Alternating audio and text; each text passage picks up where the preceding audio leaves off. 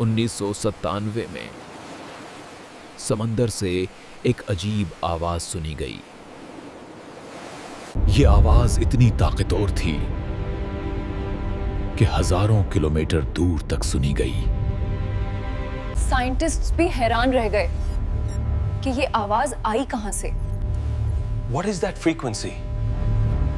इस आवाज को नाम दिया गया द ब्लूप। कुछ लोगों का ख्याल है ये किसी बहुत बड़े सी क्रीचर की आवाज थी। ऐसा क्रीचर जो इंसान ने कभी देखा ही नहीं। लेकिन कुछ साइंटिस्ट कहते हैं ये आवाज बर्फ के टूटने की भी हो सकती है। आज तक इस आवाज का असल राज सामने नहीं आया। समंदर के अंदर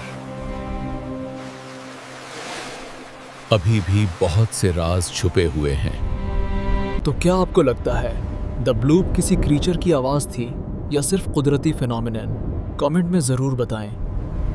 और ऐसी मजीद मिस्ट्रीज के लिए जॉय टून्स को सब्सक्राइब करना ना भूलें।